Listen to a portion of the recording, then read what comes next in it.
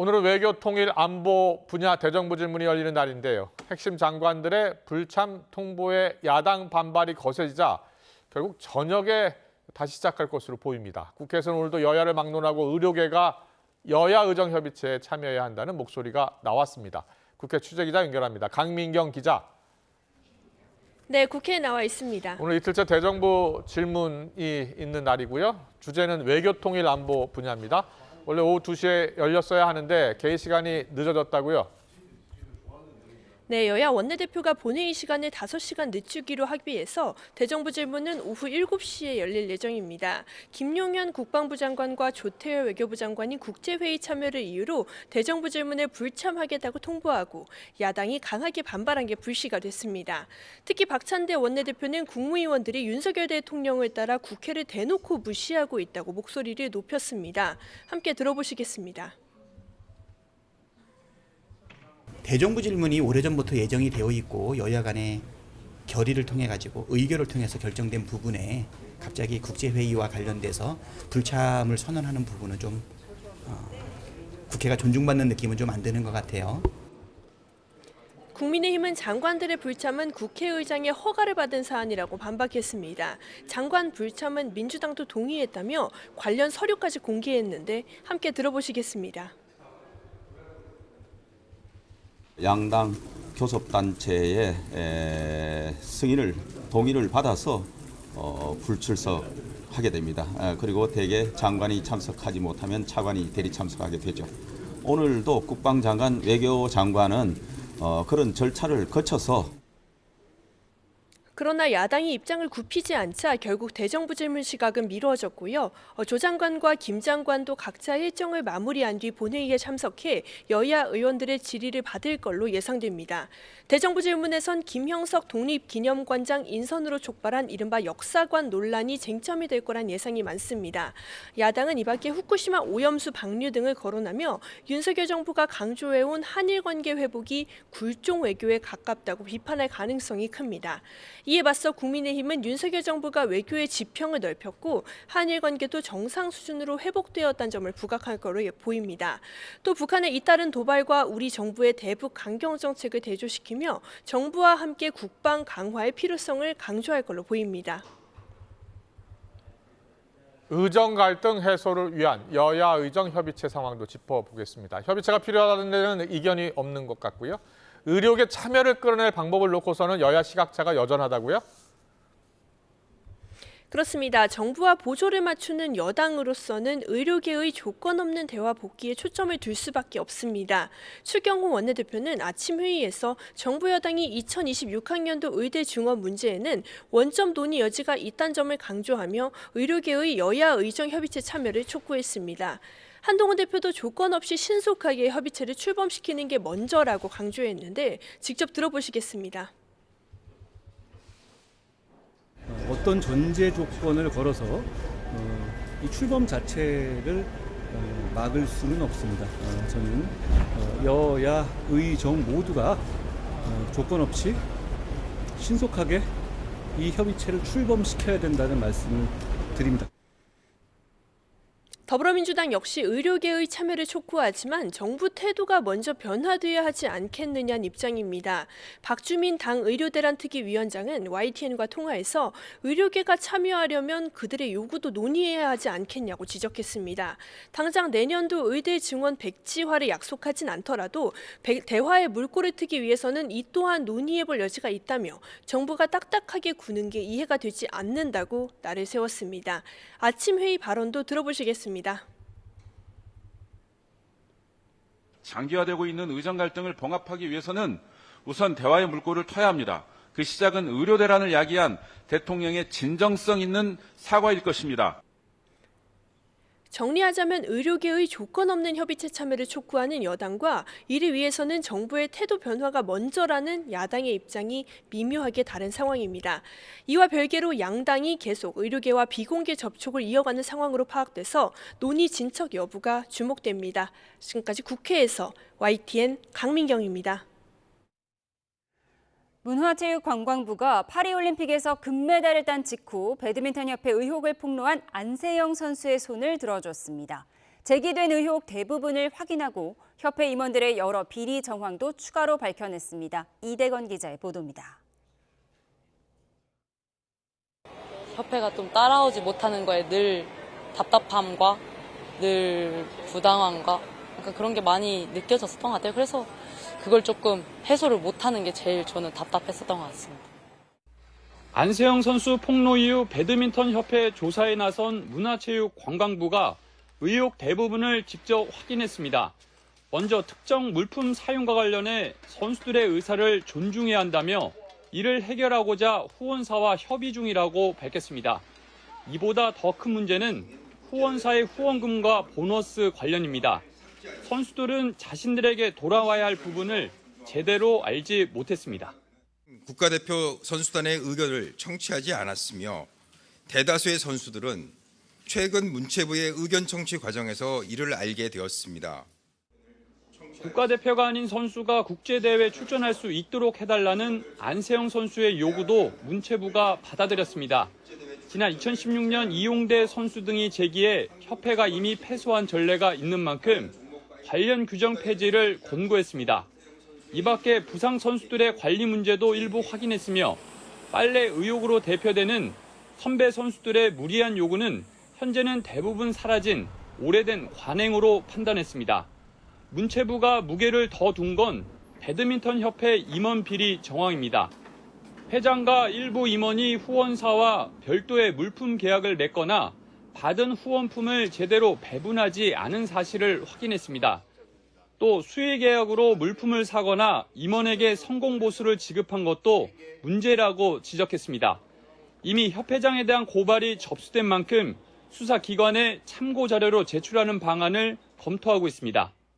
제가 실무자들에게 보고받은 바로는 그 횡령 배임 사태에 대한 책임을 피하기 어렵습니다.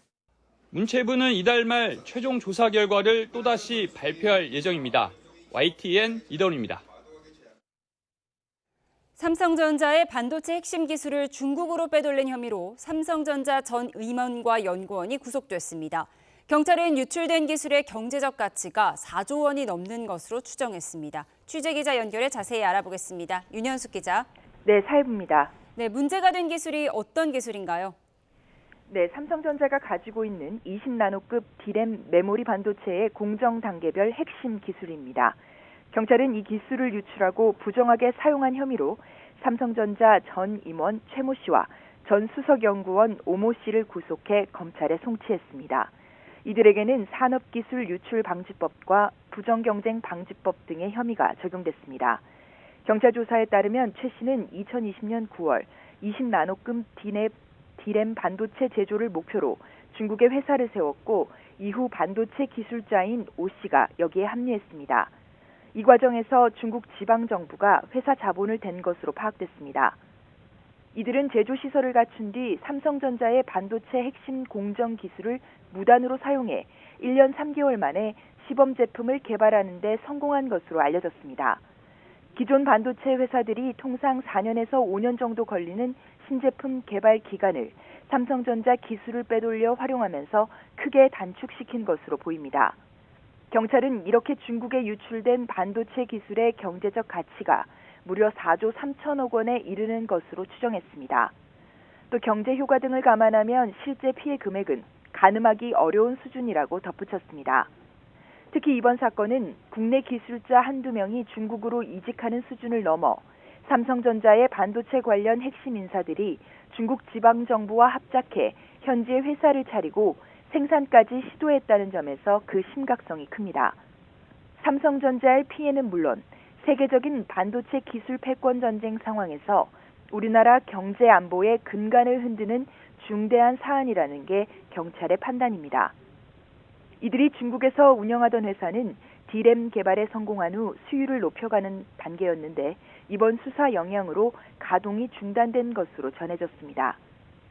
경찰은 구속된 최 씨와 오 씨 외에 이 회사로 이직한 국내 반도체 회사 출신 임직원을 추가로 입건해 관련 혐의에 대한 수사를 이어가고 있습니다. 지금까지 사회부에서 YTN 윤현숙입니다. 네, 방금 들어온 소식 전해드리겠습니다. 서울의 폭염주의보가 오늘 오후 4시부터 경보로 강화됐습니다. 9월에 서울의 폭염경보로 강화된 건 폭염특보제도가 시행된 이후 처음입니다. 내일 서울의 낮 기온은 35도까지 오를 전망입니다. 다시 한번 전해드리겠습니다. 서울의 폭염주의보가 오늘 오후 4시부터 경보로 강화됐습니다. 9월에 서울 지역 폭염경보로 강화된 건 폭염특보제도가 시행된 이후 처음입니다. 내일 서울의 낮 기온은 35도까지 오를 전망입니다. 네, 날씨 속보 전해드렸는데요. 좀 더 자세히 알아보겠습니다. 어제 밤사이 서울에서는 다시 열대야가 나타나며 역대 가장 늦은 열대야 기록을 경신했습니다. 한낮에도 내륙 곳곳에서 9월 최고 기온을 경신하면서 역대급 수준의 9월 폭염이 기승을 부렸습니다. 취재기자 연결해 알아보겠습니다. 김민경 기자. 네, 김민경입니다. 네, 열대야 신기록이 또 나왔네요. 이번에는 가장 늦은 열대야라고요. 네, 밤사이 서울의 최저 기온이 25.6도로 지난 9월 4일에 이어 또다시 열대야가 나타났습니다. 지금까지 서울의 가장 늦은 열대야는 1935년의 9월 8일인데요. 올해는 이마저 경신하며 역대 가장 늦은 열대야 기록도 세우게 됐습니다.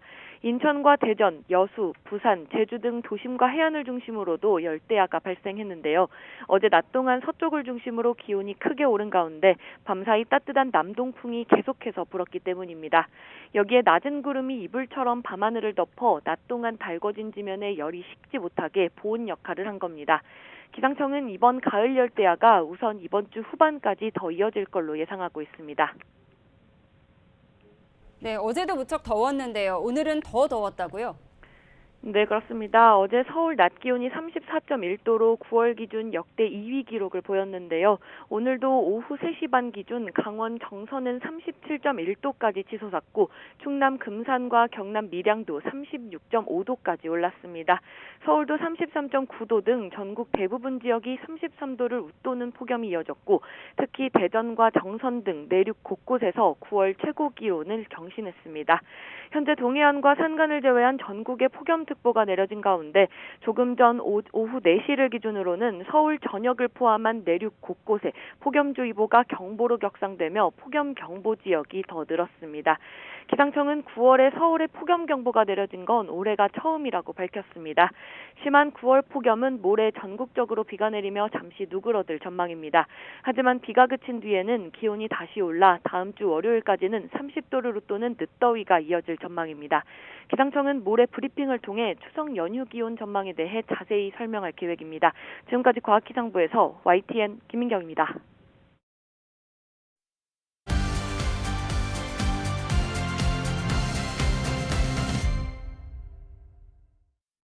네, 정치의 겉과 속 들여다보는 정치원 바로 시작하겠습니다. 오늘은 김재원 국민의힘 최고위원, 신경민 전 더불어민주당 의원과 함께 짚어보겠습니다. 어서 오십시오. 안녕하세요. 네, 안녕하세요. 안녕하세요. 네. 자, 오늘 첫 이슈는 김재원 최고위원께서 오셨으니까 이번 주 지난주 일요일 만찬에 초대를 받지 못하셨다면서요. 누가 초대한 거였어요? 아니 실제로 이제 예. 초대를 받지 못한 것이라기보다 이 대상자를 선정을 하는 과정에 예. 그냥 뭐 특정인들을 초대한 것이고 예. 최고위원 중에서 누구를 불러서 같이 만찬을 하자 이런 상황이 아니었던 것 같아요. 그렇군요. 일단은 뭐 지금까지 알려진 내용을 정리해드리면 윤상현 의원이 윤석열 대통령과 번개 만찬을 제안했고 윤 대통령이 오케이를 한 거예요. 그렇죠. 그러니까 이제 예. 전화를 해서 의료개혁 문제에 관해서 드릴 말씀이 있다. 아, 그랬군요. 예, 그렇게 하면서 예. 좀 만나 뵙고 싶다 하니까 그럼 들어와라 하는데 몇 명 같이 가겠다. 김민전 최고위원, 예, 이뇨한 최고위원 이렇게 두 분하고 같이 왔다는 거예요? 뭐 그랬다고 예. 지금 나오는데 좀 불확실한 것 같습니다. 아, 그래요? 어쨌든 예. 어쨌든 그렇게 해서 만찬이 이루어졌고 예. 그리고 나서 만찬이 9시경에 끝났는데 다음 날 조간에 났으니까 그러면 이제 그 사이에 만찬이 끝나고 나서 언론사에 또 알려준 분이 있겠죠. 어쨌든 예. 뭐 그런 상황이었고 저는 그 과정에서 대통령님의 입장에서는 주말에 예. 요즘 의료개혁 문제로 상당히 이리저리 고심이 많으니까 또 많은 분들 이야기도 좀 듣기도 하고 현장의 분위기가 어떤지 실제로 좀 걱정스럽기도 하지 않겠습니까? 그런데 수도권 중진 의원이 드릴 말씀이 있다 하니 그러면 뭐 이야기를 한번 들어보자 했을 거고 거기에 또 의사 출신 저 인류한 최고위원 계시니까 같이 그 만나셨을 텐데 어쨌든 이것이 마치 대통령께서 당대표를 배제하고 만찬을 한 것처럼 비춰지고 더 나아가서 무슨 지도부에 일정한 간극이 있는 것처럼 비춰지게 된 데 대해서는 사실과 좀 다르다. 실제로는 그렇게 시작된 만찬이 아니다라는 점을 좀 말씀드리고 싶습니다. 그렇군요. 의료 현장의 문제를 논의하고 또 목소리를 듣기 위해서라고 하는데 일각에서는 지금 한동훈 대표하고 더 먼저 만났어야 되는 것 아니냐라는 이야기 나와요? 근데 이제 한동훈 대표가 주장했던 이야기는 이미 그 당정대 회의에서 먼저 문제 제기를 했었고 그에 대해서 정부에서 당초에는 2026년도 대학 그 의과대학 정원을 동결하는 문제는 현실적으로 어렵다라고 했다가 당정대 회의에서 제안한 문제가 계속 그 논란이 되었고 또 알려졌고 그리고 지금 의료개혁을 통해서 실질적으로는 전공의들이 계속 파업이 지속되면서 지금 예를 들어서 응급실이 그 마비될 지경이다 이런 우려가 있지 않습니까? 그러니까 정부에서는 그러면 여야정 그리고 의료진까지 의료계까지 참여하는 여야 의정 협의체 구성에 대해서 그거 좋다라고 받아들이고 더 나가서 2026년도 의과대학 정원 확대가 아니라 의과대학 정원 0에서 제로 베이스까지 충분히 논의할 수 있다라고 물러섰기 때문에 사실 한동훈 대표의 입장은 모두 들어준 상황이거든요. 그렇군요. 그런 상황에서 지금 당장에는 의료 현장의 문제점을 말씀하시겠다고 하니까 또 만난 그 상황이 아닌가. 그래서 지금 그것을 막 지금 윤상현 의원이 만나서 말씀드리고 싶다고 하는데 그래도 여기 이야기 듣기 전에 우선 한동훈 대표에게 전화해서 먼저 물어봐야 되겠다. 그렇게까지 할 수 있는 상황은 아니었다고 봅니다. 그렇군요. 잘 들었습니다. 신경민 의원께 좀 더 자세히 물어보겠습니다. 물론 지금 여당 이야기는 합니다만 한동훈 지도부는 왜 빠졌는지 일단 그걸 궁금해하는 분도 많고요. 아니 경위를 쭉 보면은요. 일단은 이 만찬을 주선한 제안을 한 사람이 있고 그리고 주선한 사람이 몇 사람을 같이 갔는데 이 사람들의 공통점은요. 친윤상현, 친윤석열로 제안이 된 것 같아요. 그렇군요. 한동훈계 지도부가 빠졌다는 거예요. 친한 지도부 내지는 친한이라고 생각되는 사람은 여기에 포함이 될 수 없는 구도로 일단 짜였다는 게 특징인 것 같아요. 그렇군요. 그리고 또 하나는 정책 의미를 또 어떻게 해석하면 좋겠습니까? 근데 이제 이건 지도부를 일부러 배제했다기보다는 이 만찬의 의미 자체가 하여튼 두 친윤, 윤상현, 윤석열 두 친윤이 같다라는 게 일단 분명하고요. 또 하나는 그때 8월 30일 만찬을 연기한 이유가 사실 겉으로 나온 것은 실제는 아닙니다. 겉으로 나온 것은 그거 아니에요. 추석도 되고 그래서 다들 바쁘니까 추석 지나고 만나자는 건데 사실 8월 30일 만찬은 했어야 됩니다. 그리고 의대 문제 때문에 의료 분쟁, 의료 지금 분란 때문에 이렇게 된 건데 의료 분란 때문에 8월 30일 만찬은 아무리 바빠도 하는 게 맞죠.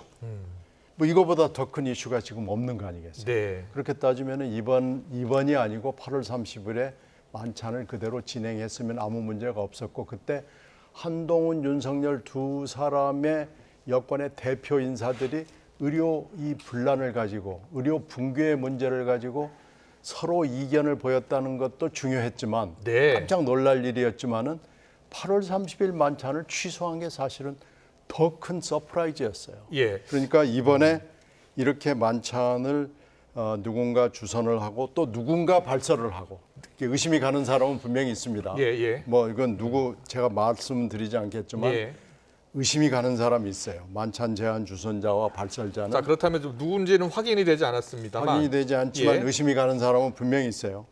그리고 이제 또 하나는 이게 지금 윤상현 의원의 역할인데 예. 윤상현 의원이 지난번에 총선 패배도 그렇고 전당대회 때 대표로 출마했어도 그렇고 매일 옳은 소리를 했어요. 매일 그 소속된 국힘당에 대해서 내지는 한국의 미래, 한국의 정치에 대해서 옳은 소리를 했는데 실제로는 그런 사람이 아닌 것 같다라는 게 이번에 이제 보여준 겁니다. 예. 그래서 이게 굉장히 중요한 거예요. 뭐 편가르기 만찬, 뭐 최재성 수석은 이렇게 이야기하던데요. 지금 이게 비공식 만찬이었잖아요, 그런 사실은. 측면이 없는 건 아닌데 최재성 수석의 얘기는 지금 전곡을 찌르지는 못한 것 같습니다. 아, 그래요? 예. 사실 이게 비공식 만찬이기 때문에 알려지지 않을 수도 있었던 거예요. 만난 인원도 4명이니까요. 일단 알려진 바로는. 근데 이게 알려졌다면 누군가가 알렸을 거 아닙니까? 일요일에 저녁에 먹었는데 월요일 날 바로 아침에 알려졌으니까요. 그렇죠. 그래서 네. 이게 왜 알려졌느냐에 대해서 여러 가지 추측도 그러니까요. 있고 심지어는 저 김정혁 최고위원은 방송에 나와서 예. 그에 대해서 문제 제기를 했죠. 네. 그리고 또 김정혁 최고위원께서 저와 통화가 되지 않는다고 말씀하시는 바람에 아, 예. 사실 통화를 했어요. 아, 그랬군요. 예. 예. 근데 물론 방송이 끝난 직후에 통화를 했었는데 예. 김정혁 최고위원은 방송 들어가기 직전에 전화를 한번 했다가 방송이 끝나고 자고 통화가 됐는데요. 네.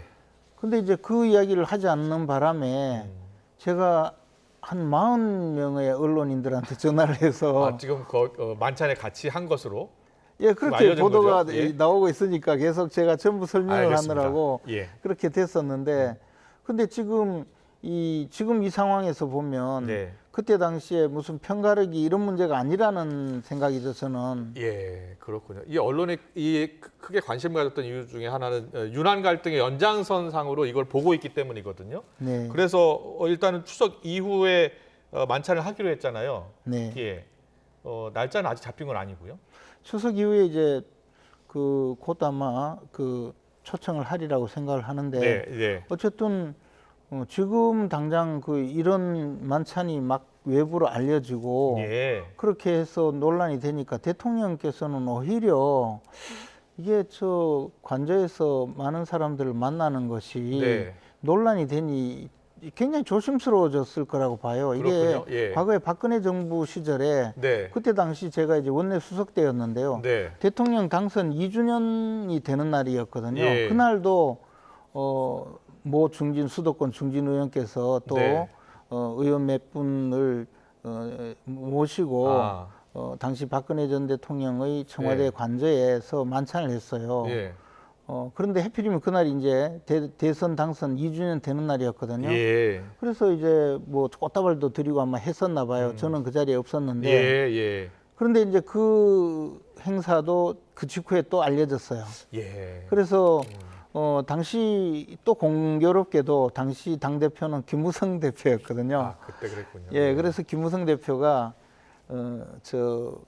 대선에 당선시켜 주신 시민들께 감사하면서 거리에서 네. 인사를 했어요, 그날. 예. 그리고 나서 이제 그 다음 날 의원총회에서 김무성 대표가 격분해서 그 소리를 질렀죠.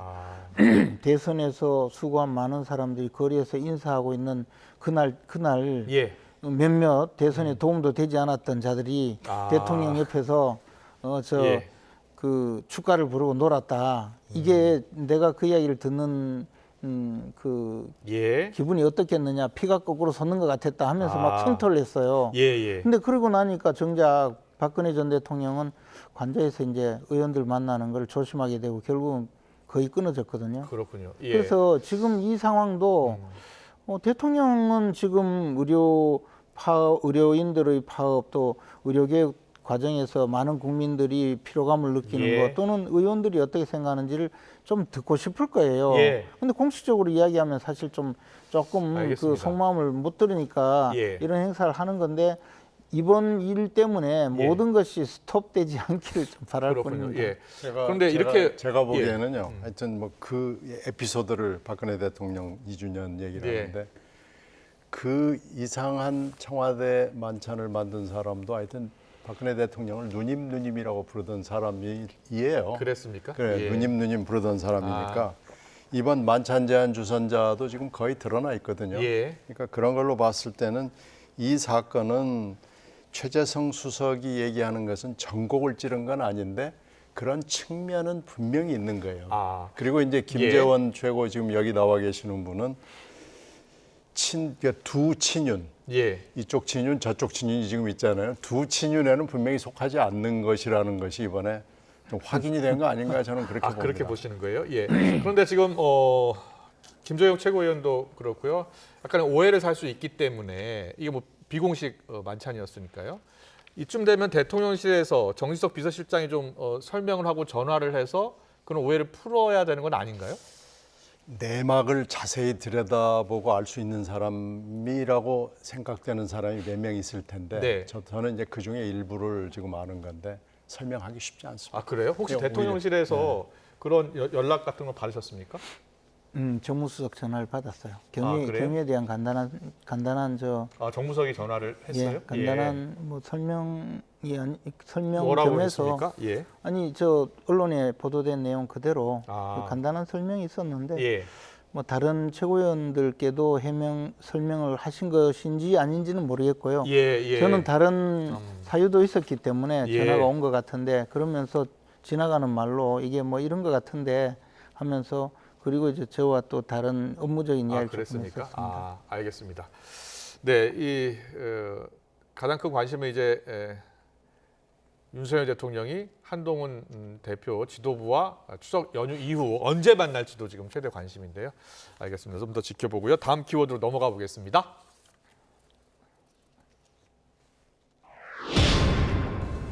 네, 다음 키워드는 불출석인데요. 자, 김용원 국방부 장관, 조태열 외교부 장관의 모습이죠. 오늘 두 장관이 국제회의 참석을 이유로 대정부 질문 불참을 통보했는데 여야 목소리가 엇갈리고 있어요. 누구 말이 맞는지도 모르겠고요. 듣고 오겠습니다. 여러분 아시다시피 대정부 질문에 대한 국무위원 출석 요구는 일찍이 본회의를 통해서 결정을 했고 그리고 불가피한 사유가 있을 때는 양당 교섭단체의 동의를 받아서 불출석하게 됩니다. 그리고 대개 장관이 참석하지 못하면 차관이 대리 참석하게 되죠. 오늘도 국방장관, 외교장관은 그런 절차를 거쳐서 오늘 아마 차관이 대참하는 걸로 알고 있습니다. 양당 그리고 국회의장의 허가를 득해서 불참하게 되는 거다. 윤 대통령은 아무런 이유 없이 국회 개원식에 불참한 바 있습니다. 윤 대통령은 최근 움츠려들지 말고 싸워라. 국무의원들이 국회 때문에 국정을 다룰 수 없다는 시대의 망언으로 국무위원들에게 국회 무시의 명백한 신호를 보냈고 국무위원들은 윤 대통령을 따라 대놓고 국회를 무시하고 있습니다. 헌정사상 이런 일이 있었습니까? 유신 독재, 전두환 독재 때도 이러지 않았습니다. 네, 지금 여야의 입장이 첨예하게 갈려서요. 결국은 김영현 국방부 장관, 조태열 외교부 장관이 7시에 출석을 한다고 합니다. 대정부 질문 하기로 했고요. 그런데 여야 원내대표의 이 입장이 서로 너무 달라요. 누구 말이 맞는 거예요? 근데 이제 사실 국회에서 늘 저런 일이 벌어지는데요. 저희들이 야당 시절에도 많이 성토했던 문제가 장관이 자리를 지키지 않는다. 대정부 질문에 왜 출석하지 않느냐? 왜 출석하지 않느냐? 또는 내가 지금 대정부 질문하는 순간에 도망갔다. 뭐 이런 일이 많았죠. 그런데 보통 매일매일 국무위원들 출석 상황이 표시가 되거든요. 그리고 방금 이런 상황처럼 국제회의 참석이라든가 또 뭐 심지어 국무회의라든가 뭐 여러 가지 사유로 국무위원 뭐 특히 각 부처 장관이 출석하지 못하고 차관이 대리 참석하는 경우가 제법 있거든요. 그렇군요. 늘 있는 것이죠. 저는 뭐 아까 보니까 전두환 뭐 이런 이야기가 아니고 문재인 정부 때도 많이 있었고 노무현 정부 때도 많이 있었습니다. 그리고 이번에도 마찬가지로 여야 원내대표가 당연히 이 직인을 찍어줬다는 것 아닙니까? 예, 예. 그렇게 하지 않고 직인을 찍어주지 않고 나오라고 하면 또 나와야 돼요. 네, 네. 그리고 원내대표가 확인을 했고 국회의장도 예. 그에 대해서 보통 이런 서류에 또 서명을 합니다. 아마 공개가 될 수도 있을 거예요. 지금. 추경호 원내대표가 양당 그리고 국회의장 허가를 득해서 불참하게 된 거다라는 입장을 밝혔고요. 박찬대 원내대표는 몰랐을까요? 아니 이게 예. 이렇게 됐을 거예요. 아마 조사를 해봐야 될 텐데 아마 일정이 이 회의 일정이 잡히고 예. 그리고 이제 국회 일정이 대정부 질문이 잡혔던 게 하여튼 시차가 분명히 있었을 그렇군요. 거고요. 예. 그러면은 대개 이런 게 오면은 그냥 찍어줍니다. 아. 찍어주고 예, 이렇게 보니까 특히 오늘은 외교안보 대정부 질문 일정인데 그렇습니다. 외교와 국방장관 두 사람이니까 안고가 다 빠져버리고 이걸 허달하게 그냥 차관이 둘이 와서 하겠다? 그러니까 이런 일이 도장 찍어주면 안 되죠. 그러면. 그렇죠. 예. 그러니까 이게 지금 뭔가 착오가 일어나서 서류는 존재하지만 이제 와서 보니까 정치적으로 이거 영 모양이 빠지는 일이기 때문에 네. 이렇게 지금 문제를 삼고 알겠습니다. 이러는 건데요. 예. 뭐 7시에 하기로 했으니까 이제는 뭐 대책이 없죠. 그리고 만약에 이게 문제가 되면 이런 방법이 있을 거예요.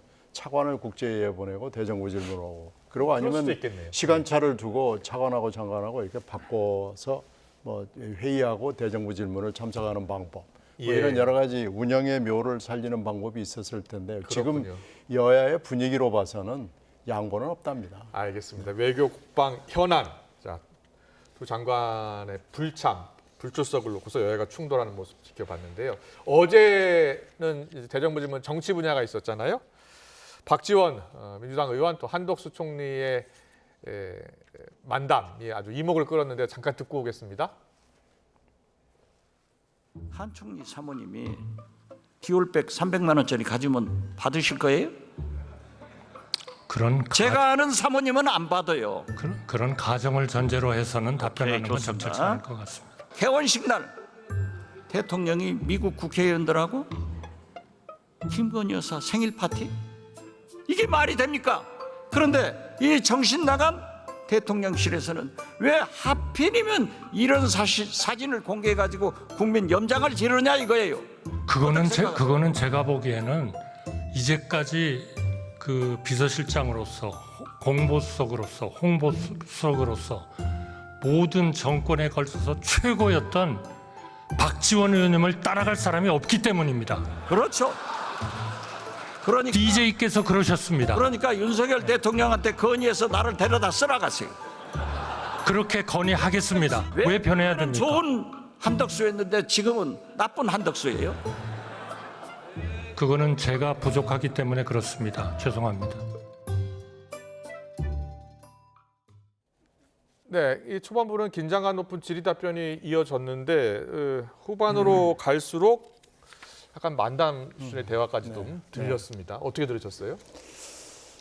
아니 이런 대정부 질문을 물론 즐기는 사람들이 많이 있죠. 국민 중에도 뭐 재밌었다라고 하는데 대정부 질문의 원래 취지에는 이건 좀 맞지 않습니다. 이렇게 하는 것은 맞지 않고요. 이게 지금 물론 뭐 유머와 뭐 세타이어를 쓰는 건 좋아요. 근데 이건 좀 저는 좀 도를 벗어났다고 보고요. 이건 좀 저는 더 이상 안 했으면 알겠습니다. 좋겠습니다. 네, 윤 대통령께 권해서 나를 좀 데려다 쓰라고 이렇게 박지원 의원이 이야기하는 것은 그 시체말로 씨알도 안 먹힐 이야기를 한 거 아닙니까? 그리고 사실 박지원 전 국정원장께서 저런 이야기를 왜 했을까 그런 좀 의구심이 들었어요. 왜 했을 것 같습니까? 그러니까 이제 지금 대통령을 보좌하는 사람들은 전부 무자격자다 이런 말씀을 하시려고 그런 말씀하신 건데 그래도 대정부 질문을 무슨 그 희극으로 만들고 너무 가볍게 만드는 일이 아니었나. 그리고 총리가 박지원 의원이 저렇게 말씀하시면 그걸 또 무슨 코믹하게 받아들이는 것이 다 좋은 일이 아니고 그냥 무자격자라고 하셨어야죠. 그냥. 알겠습니다. 여기까지 듣겠습니다. 대정부 질문 엄숙한 자리죠. 국민을 대표해서 국민한테 묻는 자리니까요. 잘 들었습니다. 다음 키워드 보여주세요.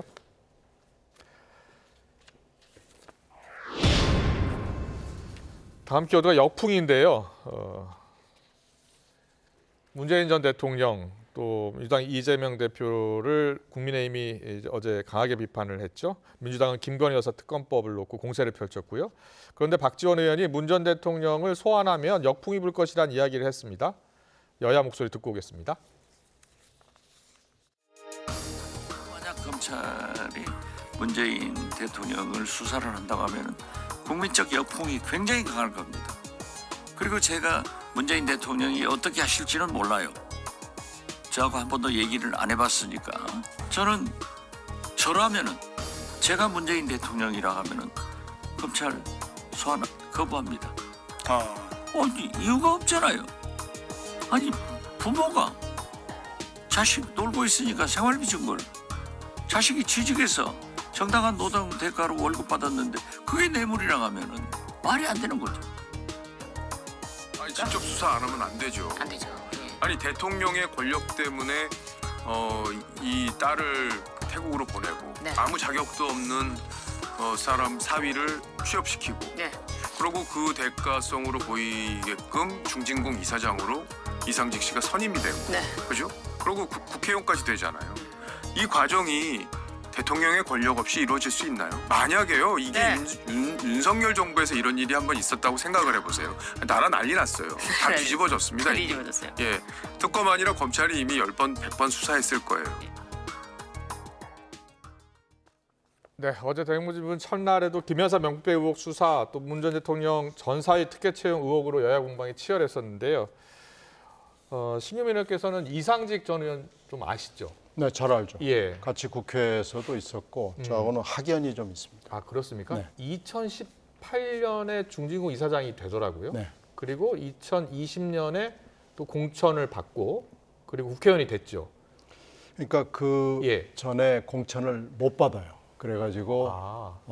자기 기업으로 돌아갔다가 대선이 나면서 대선 캠프에 참여를 합니다. 그럼 2016년에 공천을 못 받았군요. 그렇죠. 그러면. 예. 그러다가 이제 이스타항공에 가 있다가 17년에 문재인 캠프에 합류를 하게 되고 그랬군요. 그 예. 이후에 이제 초대 그 중소벤처부 장관 후보로 올랐다가 거기서 이제 안 되죠. 아. 안 되고 나서 다시 또 기업을 하다가 18년 초에 중진궁 중진궁 이사장. 이 되고 예. 그리고 그해 여름에 이제 태국 이스타제트로 사위가 가게 됩니다. 예. 근데 일의 순서로 봐서는 그렇군요. 지금 검찰이 짜고 있는 이 시나리오, 예. 그러니까 그럴 듯해 보이기는 해요. 네. 근데 이제 과연 그러면 중진궁 이사장을 할 수 없는 정도로 지금 박 의원이 얘기를 하던데 완전히 무자격한 사람이냐?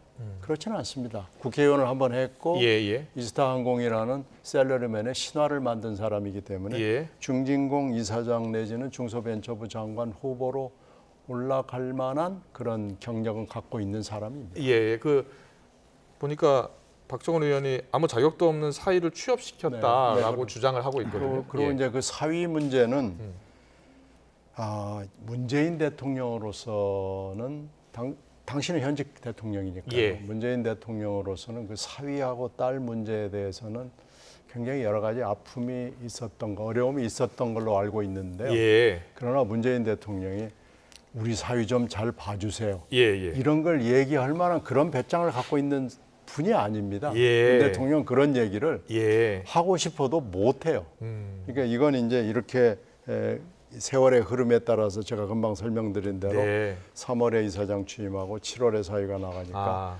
그랬을 것이다라는 건데요. 예.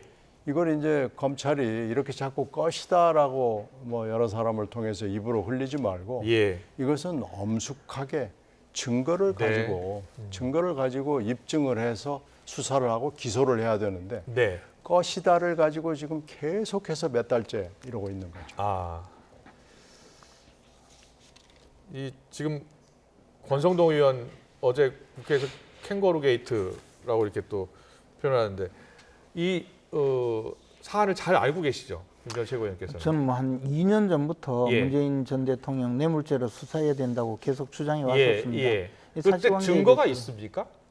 문 전 대통령이 이 사회 취업에 개입했다는 그 증거는 없는 거잖아요. 아니 이 상황에 대해서 예. 가장 중요한 증거는 문재인 대통령이 자백을 하면 증거가 되겠죠. 근데 예. 뭐 그런 가능성은 전무하죠. 예. 이상직 전 의원이 어떤 진술을 했는지는 확인되지는 않습니다. 그리고 그 과정에서 많은 사람들이 진술을 했을 가능성이 있죠. 예. 우리가 알 수 없지만 실제 취직을 했던 사위도 있을 수 있고 예. 또 회사 관계자들도 있을 수 있죠. 예. 그래서 이것을 단순하게 지금 증거가 없다. 네. 뭐 그렇게 말씀하시면 그 정도 증거도 없이 전직 대통령을 이렇게 수사를 할 수 있겠느냐. 그렇군요. 저도 수사를 해봤던 특수검사 출신으로서 예. 적어도 확실한 증거가 있지 않다면 이 단계까지 오지 않았을 겁니다. 예. 지금 어제 법원에서 이제 증인 신분 있었잖아요. 네. 예. 거기에 보니까 핵심 인물로 지목된 전 청와대 행정관 신모 씨가 있더라고요. 네. 근데 이 신모 씨가 증언 거부를 했어요? 지금 예. 대부분의 증인들, 참고인들 이런 분들이 이제 증언 거부 내지 묵비권을 행사하고 있어요. 예. 심지어 조국 대표도 참고인으로 진술하러 가서 예. 묵비권을 행사했는데 네. 이상하게도 조사를 받고 나와서 묵비권을 행사했다고 하면서 예. 곧바로 대변인을 시켜서 그러나 당시 이상직 씨가 예. 중소기업진흥공단 이사장으로 임명되기에는 약간의 부적격자였다라고 예. 또 그것을 예. 발표했지 않습니까? 예. 저는 그걸 보고 조국 대표가 막상 자신이 민정수석 시절에 그 집행했던 업무와 관련된 예. 여러 가지 증거 자료를 보고 도저히 미리 자백을 해놓지 않고서는 나중에 화가 미칠 수 있겠다. 뭐 그런 입장에서 대변을 시키고 이야기하지 않았을까. 근데 그걸 본다면 저는 예. 검찰에서 상당한 증거 자료를 갖고 지금 수사를 하고 있구나라고 추천을 하고 있죠. 예, 알겠습니다. 그런데 박지원 의원은 내가 문 전 대통령이라면 검찰 소환을 거부할 것이다라고 이야기하더라고요. 근데 지금 증거 얘기를 하시는데 예. 증거가 지금까지 검찰이 설명하는 걸로는 검찰이 물론 숨기고 있는지는 모르겠습니다. 그러나 그건 없고요. 예. 이상직 의원이 그 당시에 중진공 이사장으로 기용될 만한 사람이냐 아니냐라는 건 왜 그런 문제가 나오냐면요. 예. 이상직 의원이 기업을 하면서 주가 조작 전과가 있습니다. 그래서 이 문제 때문에 예. 중소벤처부 장관으로 청와대 검증을 받을 때 안 됐거든요. 예. 그리고 그 다음에 또 의원 공천 심사에 들어가서도 이게 또 문제가 됐어요. 그래서 이 문제는 뭐 비밀이 아니에요. 그런데 이제 공천을 받았고요. 네, 그런데 예. 이제 그 다음에 공천을 중진공 이사장을 마친 뒤에 그 다음에 이제 공천을 받았죠. 예. 그러니까 그런 여러 가지로 해서 모든 것을 이렇게 심증으로 가서 보고 이렇게 뭐 시간 계열을 이렇게 꽤 맞춰 보면 이것이 이렇게 되고 저것이 저렇게 돼서 이렇게 됐을 것이다라는 걸 가지고 하는 것이죠. 예. 근데 지금 관련되는 이 인사에 관련되는 사람들은 모두 다 입을 열지 않거나 이건 정상적인 절차에 의해서 된 것이다라고 설명을 하고 있기 때문에 예. 검찰이 이걸 입증한다는 것은 저는 거의 불가능하다고 봅니다. 그래서 예. 이걸 가지고 그러면 사위를 취업을 해가지고 이 중진공 이사장으로 간 것과 말하자면 바터를 했다는 거 아니에요. 이걸 또 입증한다는 것도 불가능에 가깝습니다. 이런 불가능에 가까운 수사를 심증만으로 이렇게 예. 언론에 흘리면서 망신 주기를 하는 것은 검찰이 이거 해서는 안 되는 짓을 하고 있는 겁니다. 그 지금 우리 신경민 의원님께서 말씀하시다시피 그런 사실 몇 가지 시계열 분석을 통해서 본다면 가능성이 있다. 이것만 가지고 수사를 할 수 없습니다. 그렇게 해서 혐의를 입증할 수도 없고요. 그리고 또 하나는 거꾸로 이야기하면 그런 증거를 갖다 놓고 추궁을 한다면 오히려 뭐 조국 대표 또 당시 청와대 직원 그리고 많은 사람들이 가서 오히려 수사진을 꾸짖겠죠. 아니 왜 저 말도 안 되는 이야기를 하느냐. 이거하고 당신들은 주장하지만 근거가 뭐 있느냐 할 텐데 왜 전부 묵비권을 행사할까요? 저는 그것도 좀 의문입니다. 그런데 아마 검찰은 묵비권을 행사하고 아무도 진술하지 않을 것이라는 예상을 하고 수사하지 않겠습니까? 저는 그래서 이 부분에 대해서는 당초에 제가 쭉 주장했던 바와 같이 문재인 전 대통령은 혐의를 충분히 입증될 만큼의 수사가 진행되고 있으니 아까 그 출석하지 않고 출석을 거부할 거다. 뭐 그렇게 되더라도 큰 어려움 없이 재판에 넘어가서 법적 평가를 받아야 될 거다. 그렇게 생각합니다. 네, 알겠습니다. 시간이 다 되는데 짧게 하나 더 여쭤볼게요. 그 민주당 같은 경우에는 김여사 특검법 소위에서 지금 처리가 된 거죠. 소위 처리됐으니까 이제 본회의 마지막 날이 목요일이거든요. 그러니까 내일 법사위 모레 통과하고 법사위 통과하고 바로 이제 본회의에 올리면은 통과됩니다. 네. 그래서 이번 추석 전에 이걸 통과를 시켜서 물론 이제 그 뒤에 추석 지나고 나면 거부권 행사하겠지만 그래도 이 추석 전에 이것을 통과시키는 것이 현대로서는 적절한 전략이라고 보고 있습니다. 그렇군요. 그 이른바 추석 밥상에 이 김건희 여사를 또 올려서 난도질을 해보자 이런 민주당의 그 정치적인 노림수죠. 그리고 그를 통해서 어떻게든 대통령의 위신을 추락시키고자 하는 그런 좀 비겁한 전략이라고 생각합니다. 그 법이 통과되지 않으리라는 것을 충분히 생각하면서도 저렇게 하는 것이 정치가 점점 쓰레기통으로 들어가는 느낌이 듭니다. 알겠습니다. 오늘 정치권 이슈는 여기까지 듣겠습니다. 지금까지 김재원 국민의힘 최고위원, 신경민 전 더불어민주당 의원과 함께했습니다. 잘 들었습니다. 고맙습니다. 고맙습니다.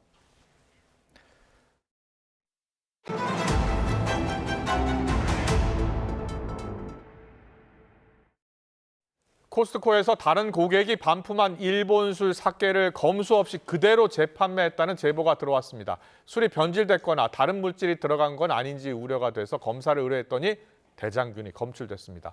제보는 와의 표정우 기자가 전해드립니다. 지난달 3일 코스트코 회원인 장모 씨는 16만 원이나 하는 고가의 사케 한 병을 구매했습니다.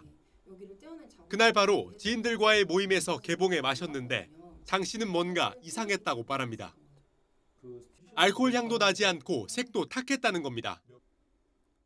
처음에는 그냥 물 맛이라고 생각했어요. 그래서 나중에 인터넷에 찾아보니까 원상태에 있어야 할 포장이 저희 거에는 없었죠.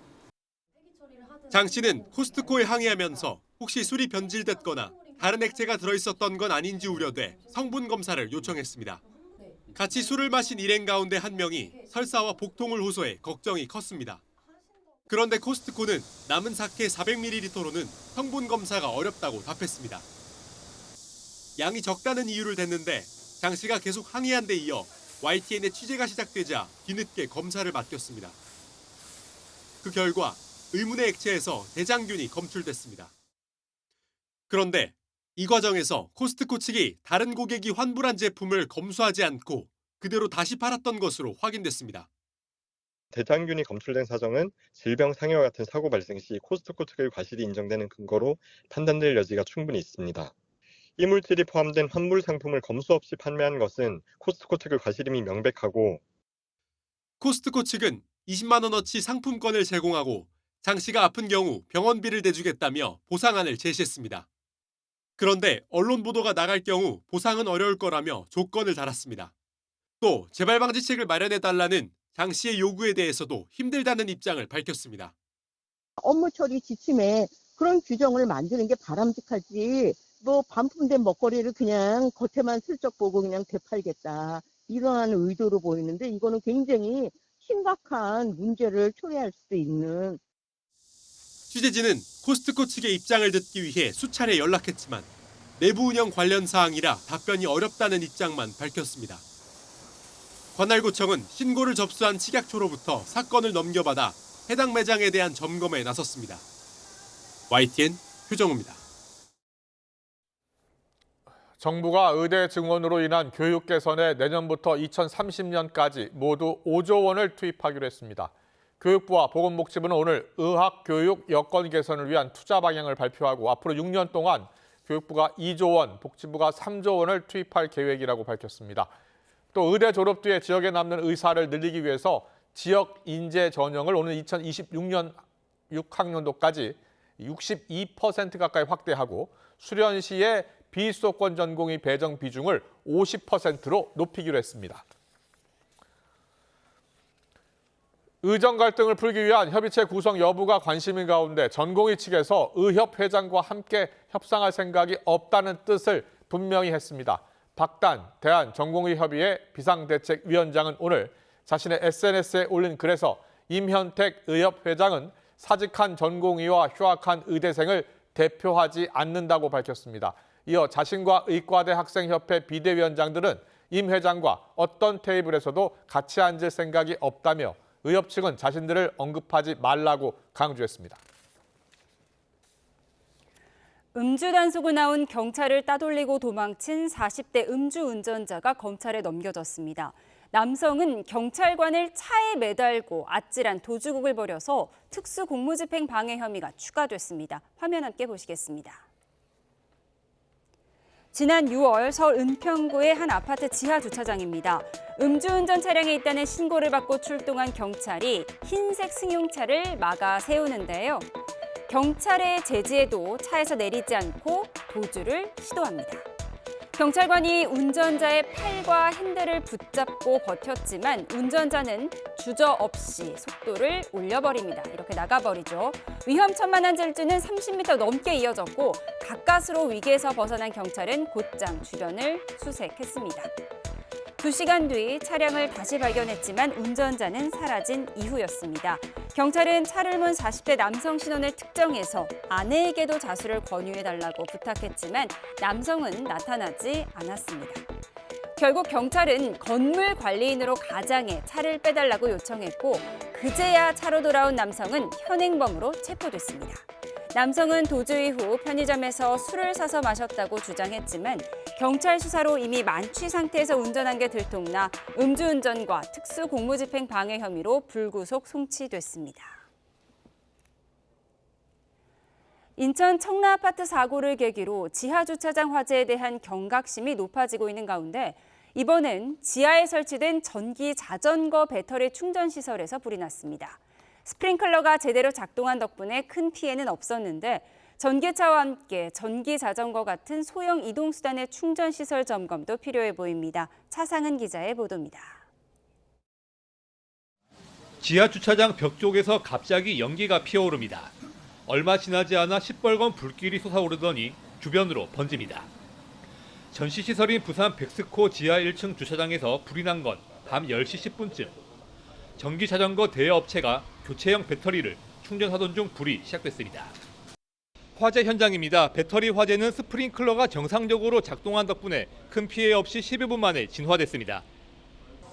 신고를 받고 출동한 소방대원들이 현장에 도착했을 때 불은 이미 꺼진 상태였고 화재를 신고한 방제실 직원들 외에는 연기를 마신 사람은 없었습니다. 불이 난 장소는 자전거 대여업체가 백스코 허가를 받아 사용 중인 배터리 충전 구역입니다. 진화가 늦었다면 바로 옆에 쌓여있는 배터리 수십 개와 소형 전기차들로 불이 옮겨붙어 큰 피해로 번질 뻔했습니다. 정상적으로 스프링클러가 작동했기 때문에 화재가 빨리 진압될 수 있었던 거로 파악하고 있고 다시 한번 그 스프링클러의 중요성을 확인한 계기가 되었습니다. 경찰은 배터리가 연결된 전기 콘센트에서 불이 시작된 것으로 보고 있습니다. 화재 현장에서는 배터리 충전기들이 꽂힌 멀티탭들이 발견됐는데 감식을 진행한 경찰은 업체 측이 전기안전 규정을 제대로 지켰는지 조사하고 있습니다. 관리를 어떻게 하고 있는지 가실 여부를 저희들이 이제 따져봐야죠. 인천 청라 아파트 사고를 계기로 지하주차장 화재 예방을 위한 각종 대책이 나오는 가운데 전기자전거 충전시설의 안전대책에도 관심이 시급해 보입니다. YTN 차상입니다. 닷새에 달하는 추석 연휴, 정체가 예상되는 시간을 피하면 조금이라도 고생을 덜 할 수 있겠죠. 한국도로공사의 예측 시간부터 볼까요? 도로공사는 귀성길은 추석 전날인 16일 오전, 귀경길은 추석 다음 날인 18일 오후에 가장 밀릴 것으로 예상했고요. 티맵은 귀성길과 귀경길 모두 추석 당일인 17일 낮 시간대에 차량 정체가 가장 심할 것으로 내다봤습니다. 정체를 피하려면 귀성길은 연휴 전날인 13일 저녁, 귀경길은 마지막 날인 18일 이른 새벽에 출발하는 게 좋다는 설명입니다. 명절 연휴마다 표 구하는 게 하늘의 별따기라는 하소연이 나오지만 지날 설 연휴 공석으로 운행한 KTX 좌석이 20만 석에 달하는 것으로 나타났습니다. 설 연휴에 판매된 166만 석 가운데 11에서 12%가 빈 채로 운행했다는 뜻입니다.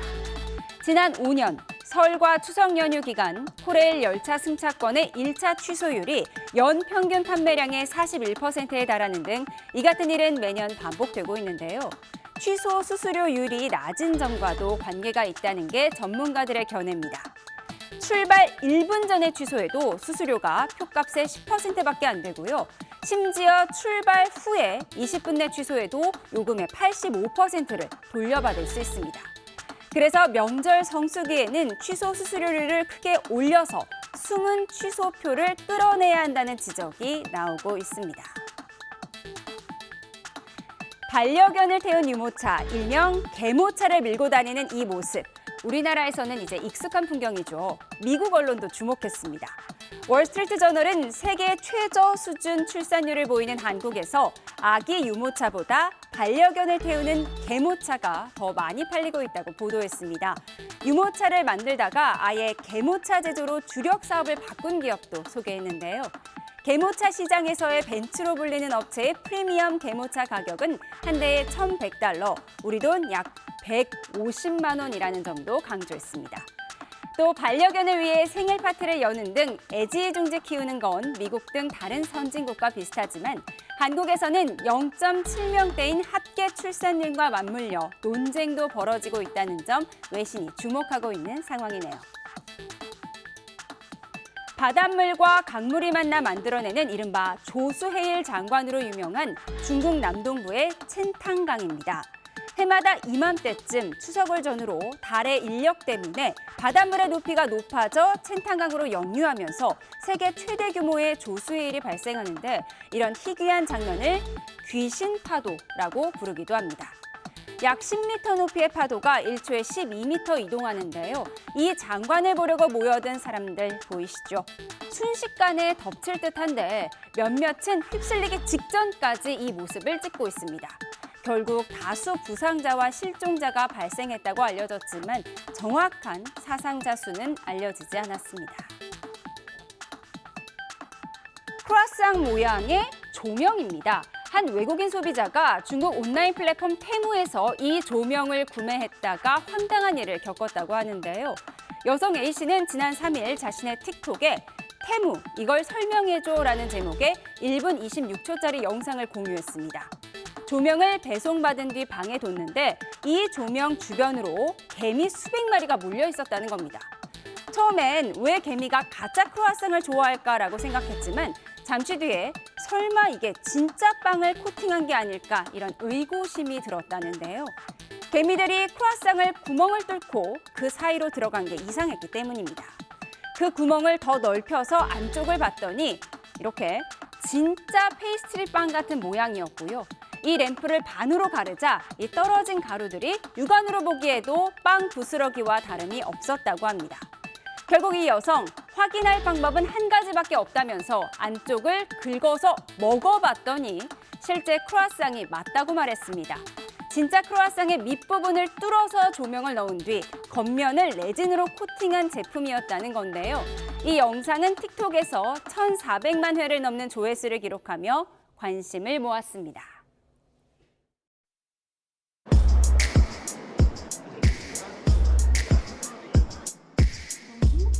네, 보입니다. 지금 걸어가고 있습니다. 감사합니다. Yes, I can see it. I'm walking now. Thank you.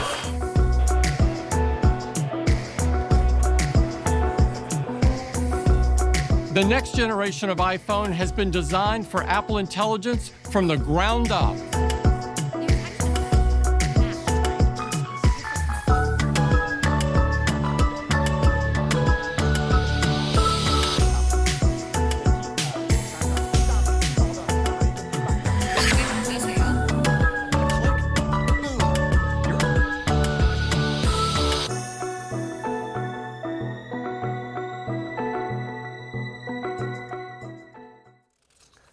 네, 전 세계 스마트폰 시장이 인공지능 AI 기능 경쟁에 들어간 가운데 이 접는 또 두 번 접는 스마트폰의 인기도 높아지기 시작하면서 경쟁이 갈수록 치열해지고 있습니다. 네, 애플과 삼성의 경쟁에 화웨이가 뛰어들었는데요. 스마트폰 대전 전문가와 함께 분석, 전망해 보겠습니다. 이승환 국회 미래연구원 연구위원 스튜디오에 모셨습니다. 어서 오세요. 네, 안녕하세요. 안녕하세요. 네, 반갑습니다. 먼저 애플이 오늘 새 제품을 내놨잖아요. 네네. 예, 어땠습니까?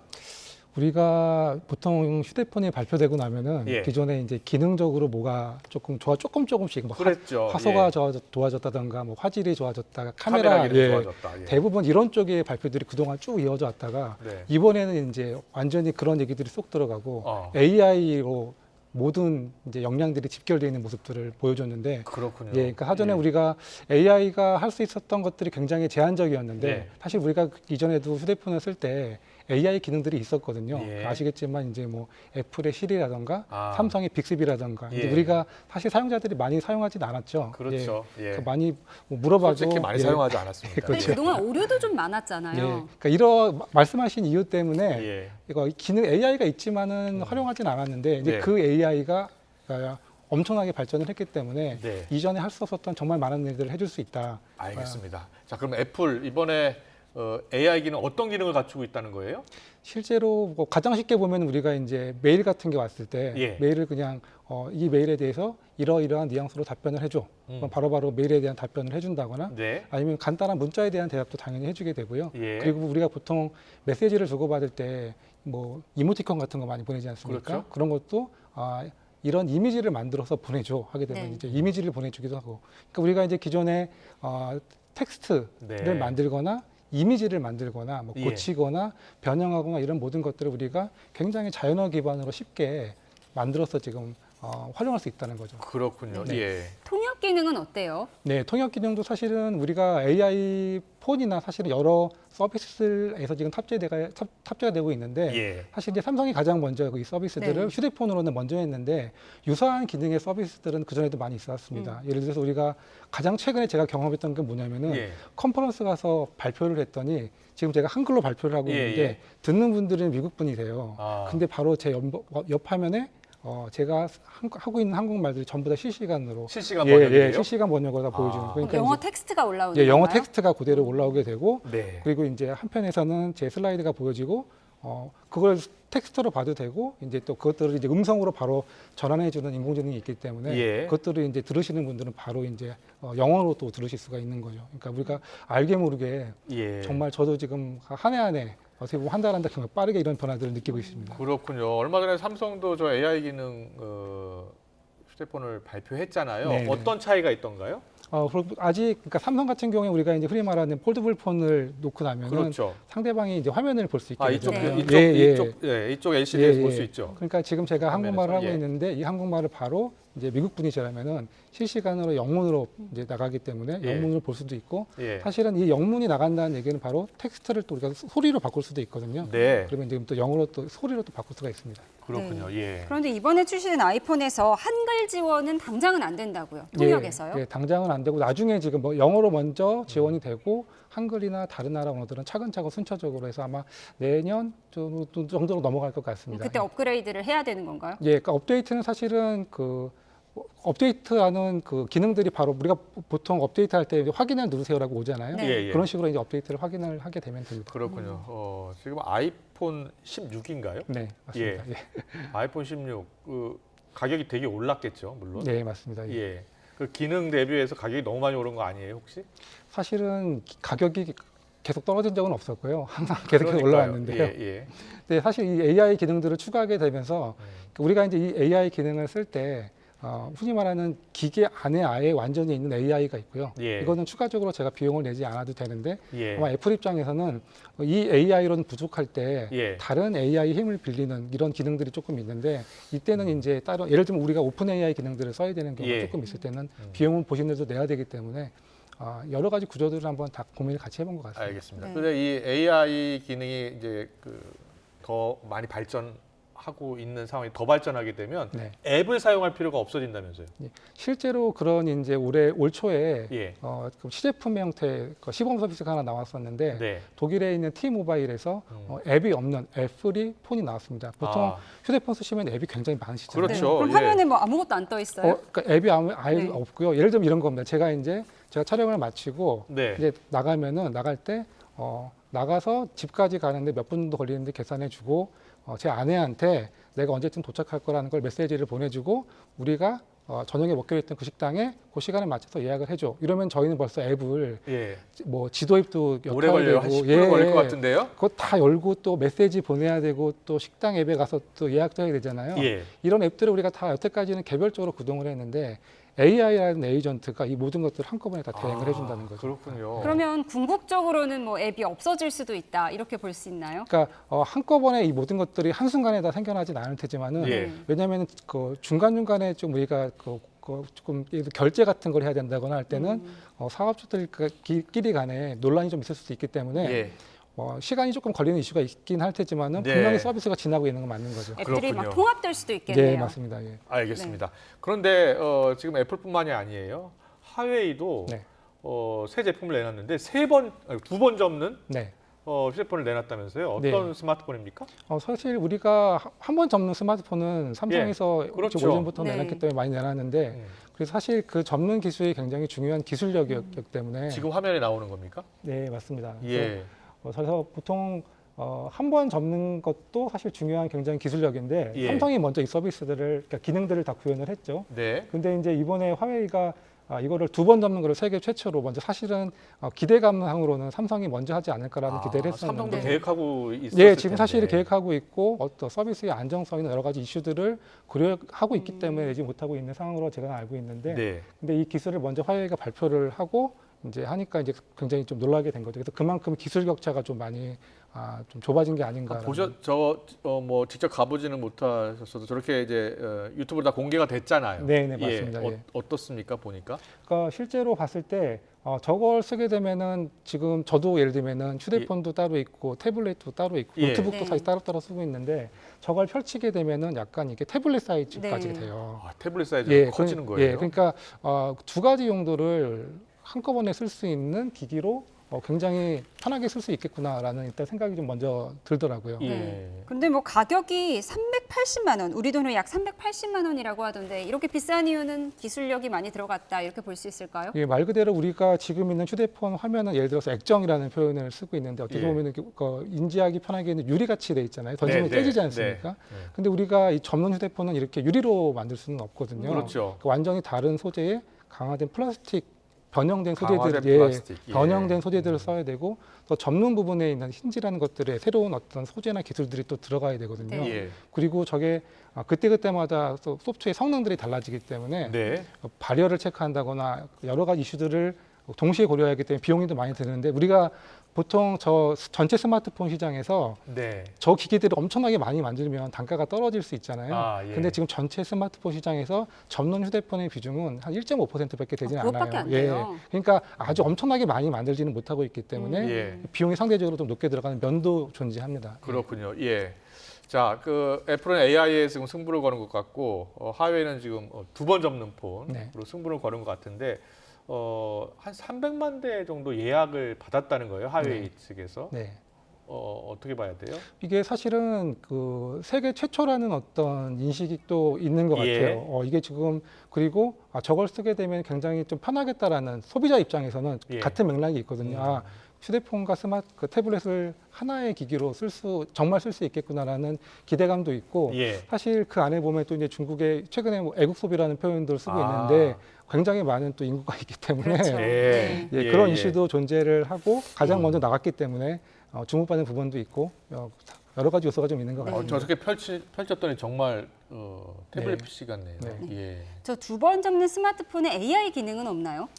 사실은 기본 우리가 알고 있는 간단한 기능 AI들은 들어와 있는데 네. 아까 제가 먼저 우리가 논의를 했던 애플 같은 그렇게 아주 고급 기능 AI는 현재는 들어와 있지 않는데 예. 화웨이도 지금 AI 폰을 지금 만들고 지금 그 역량을 가지고 있거든요. 폰을 출시한 경험도 예. 있고, 그러니까 아마도 저 폰을 쓰다가 나중에 AI 기능은 소프트웨어로 업데이트를 받을 가능성이 굉장히 많이 있습니다. 예.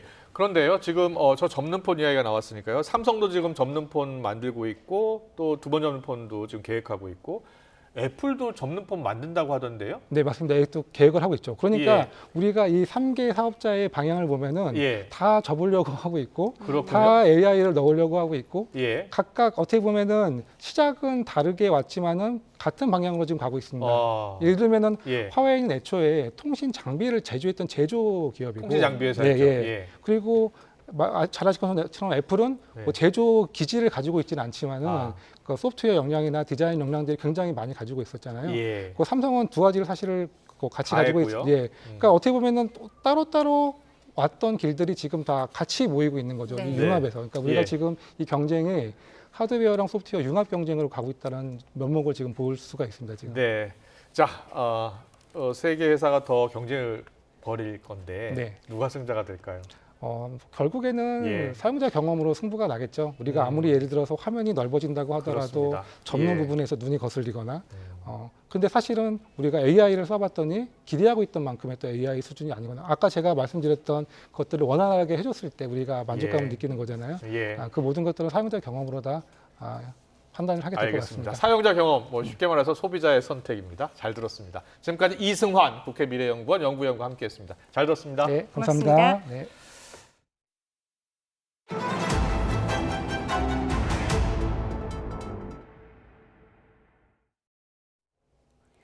미국 대선이 2달도 채 남지 않은 가운데 우리 시간으로 내일 오전 개최되는 해리스와 트럼프의 TV 토론에 관심이 집중되고 있습니다. 두 후보의 지지율이 워낙 박빙이어서 이번 토론이 향후 대선 판세를 좌우할 결정적인 분수령이 될 거란 관측이 나옵니다. 워싱턴에서 권준기 특파원의 보도입니다. 닷새간 토론 준비에 전념한 해리스 부통령이 잠시 남편과 산책하는 모습이 포착됐습니다. 지금껏 단 한 번도 트럼프와 대면한 적 없는 해리스는 토론에서 검사 대 범죄자, 미래 대 과거의 대결 구도로 트럼프를 응수할 계획입니다. Best part of debate prep for you? Finally got out of debate prep to look at these spices. Best part of debate prep so far. 이번이 7번째 대선 토론으로 역대 최다 기록을 보유하게 된 트럼프는 따로 토론 준비는 하지 않는다며 여유를 보였습니다. 인신공격이 아닌 정책 토론에 집중하라는 주변의 조언을 얼마나 따를지가 관건입니다. If I destroy her in the debate, they'll say, Trump suffered a humiliating defeat tonight. No matter what. Although they did. 최근에 나온 해리스와 트럼프의 지지율이 사실상 동률인데다 이번이 마지막 대선 토론이 될 가능성도 있어 그 어느 때보다 토론에 쏠린 관심이 뜨겁습니다. 가장 중요한 경합주로 꼽히는 펜실베니아에서 토론이 열리는 만큼 주민들의 이목도 집중되고 있습니다. She is a prosecutor. She's definitely, I think she'll be able to hold her own better than Biden was able to. I'm very looking forward to it. It's the most unusual election pre-season that I've ever seen. 90분간 이어질 토론에서 해리스와 트럼프는 각각 2분씩 질문에 답변하고 2분간 상대 발언에 반박할 시간이 주어집니다. 양측 의견이 부딪혔던 음소거 규칙은 지난번 바이든과 트럼프 토론 때와 마찬가지로 상대방 발언 중일 때는 마이크를 끄기로 했습니다. YTN은 해리스와 트럼프의 첫 TV 토론을 동시 통역과 함께 생중계할 예정입니다. 워싱턴에서 YTN 권준기입니다. 슈퍼태풍 야기가 휩쓸고 지나간 베트남에서 100명 가까이 숨지거나 실종됐습니다. 다리가 붕괴하면서 차량과 오토바이를 탄 사람들이 순식간에 강물 속으로 사라져버리기도 했습니다. 사고 순간을 신웅진 기자가 전해드립니다. 강을 가로지르는 철교를 건너려는 순간 바로 코앞에서 다리가 무너져 내립니다. 놀란 운전자는 차량을 급하게 후진시킵니다. 이 다리가 붕괴하면서 차량 10대와 오토바이 2대가 강물로 추락했습니다. 3명이 구조돼 병원으로 옮겨졌고 13명이 실종됐습니다. Cả người cả xe xuống theo nhau rồi cháu nghĩ là không xuống đến đáy thì cũng gần đến. Bắt đầu cháu lấy hết sức hơi để cháu thở lên được. Đẩy lên được thì lên đến bờ thì gần như cháu hết hơi rồi. 375m 길이의 다리 대부분이 유실됐고 교각은 거센 물결에 떠내려갔습니다. 30년 만에 최악으로 불리는 태풍 야기가 이번 사고의 원인으로 꼽힙니다. 북동부 까오방성 산악지대에서는 버스가 급류에 휩쓸려 4명이 숨지고 15명이 실종됐습니다. 국영 언론 VN 익스프레스는 이번 태풍으로 100명 가까이 숨지거나 실종됐다고 보도했습니다.